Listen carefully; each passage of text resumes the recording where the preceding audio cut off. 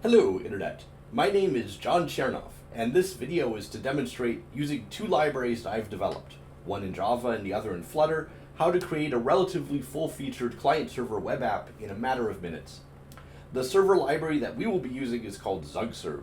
Let's create a server now using it. Our IDE, by the way, for these examples will be IntelliJ, and make sure you've installed the latest version of Java, at least Java 20, and you should be ready to go. So here's our new project. Basically, the project's going to demonstrate the power of ZugServ by creating a game. And the game that we're going to create is going to be Prisoner's Dilemma. That's that game where you could either cooperate or betray, and yeah, we'll cover it when we get there. But so we need a name for this project. So let's call it Prisoner Project. We'll put it in our Java folder. All right.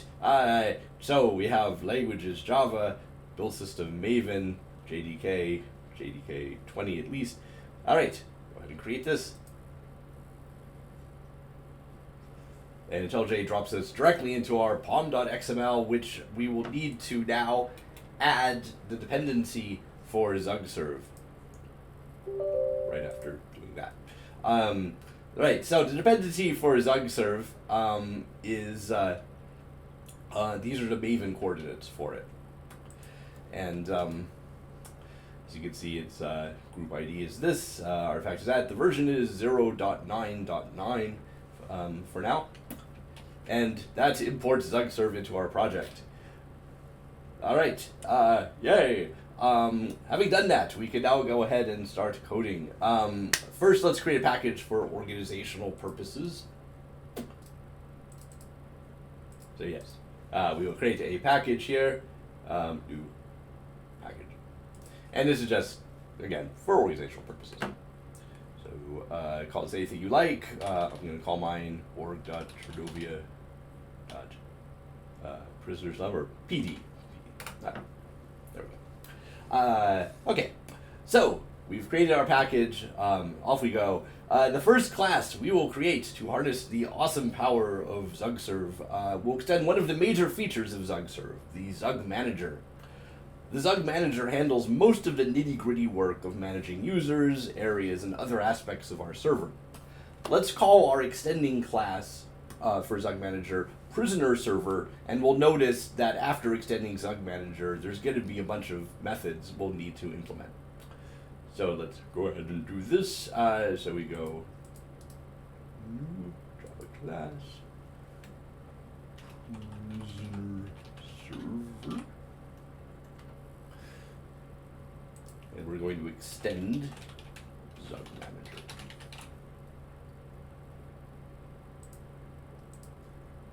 And it can't find it because this M hasn't been clicked, so I click that M, and now it should, yes, import class. Beautiful. All right, so here we implement the methods, and here are the methods we need to implement for Zug Manager. Let's start with handle create area. This method is responsible for creating areas within our server. The base class for such areas is Zug Area, which is in of itself an extension of Zug Room. But I digress. For the purposes of this demo, think of the Zug area as essentially the game itself. So, Prisoner's Dilemma. Therefore, we should create a class called Prisoner Game to extend Zug area. So let's go do that. New class. Code Prisoner Game.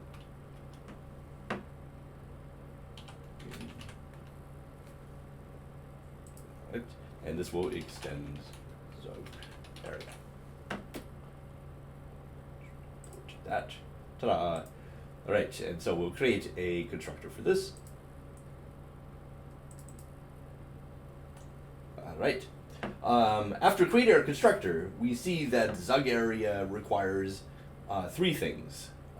Requires a title, which is just a uniquely identifying string for the area. Requires a Zug user that's a creator, who has special privileges, therefore, or tends to, and then area listener, which is basically our Zug manager, our server. So it's all there. Yeah, we've created it. Ta-da! After creating our prisoner game class, all we now need to do is plug this into our handle create area method, which is right here. And so we do that like so. Do prisoner game, and as you can see, the user title is right there. So that makes it easy. Title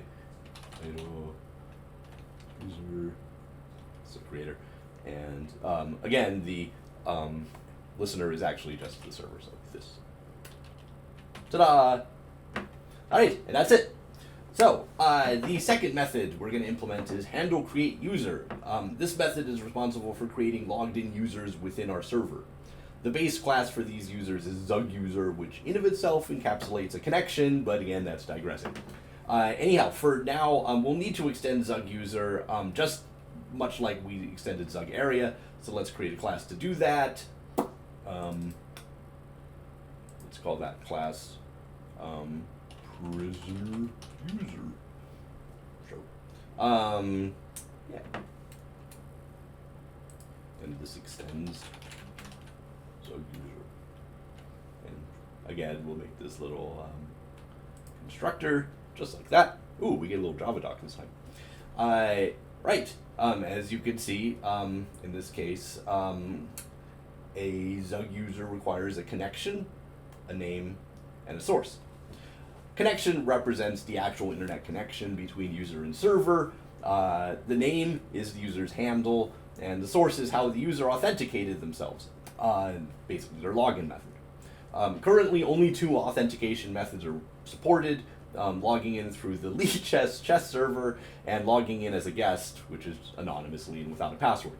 In the future, I hope to include other more common authentication methods, such as Google and so forth. Anyhow, we plug ZugUser into things much like we did with ZugArea by creating one in handle create user.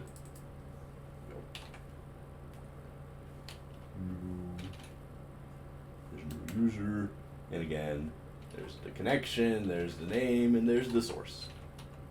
Ta-da! Yay! Like that. Finally, the third method we will implement is handle create occupant.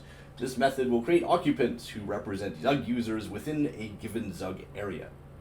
So you know the drill, we need to create a class to extend occupant. So let's do that. Let's call it prisoner player. Right. Extend occupant. Get that little constructor. As you can see, this will require a Zug user in a Zug area. After just creating our class, we, much like the last 2 classes, we're going to use it in the Zug manager. This time within handle create occupant.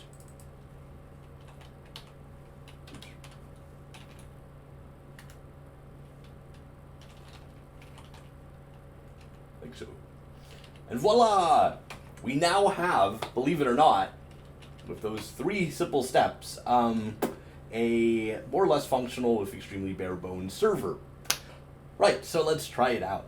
To do so, we need to add a static void main method and a constructor for prisoner server. So let's do those 2 things. Here is the static void main.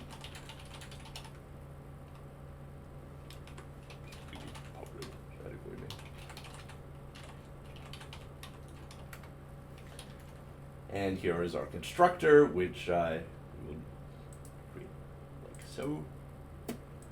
Right.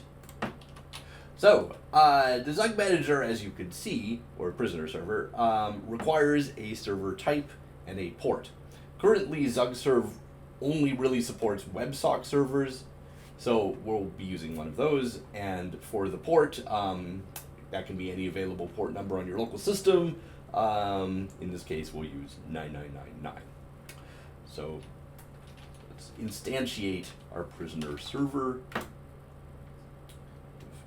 Serve type WebSocket port. And then basically we use ZugServ to get the actual server. The Zug manager is sort of a thing that encapsulates the server. And then we go start serve. And that's it. Okay, we're ready to run our server. Let's just kind of take it out for a spin. Yep, there it is. Haha. It doesn't do much yet, especially without a client to access it. But in our next episode, we'll develop our Prisoner Dilemma game, and after that, a client to play it. Anyhow, I hope you enjoyed this quick overview of ZugServ. And if you have, feel free to hit those good old like and subscribe buttons, and that will possibly encourage me to make more of these videos and possibly even come up with some catchy thing to say at the end of them. So until then, see you guys, and feel the bits. Yeah, work on that.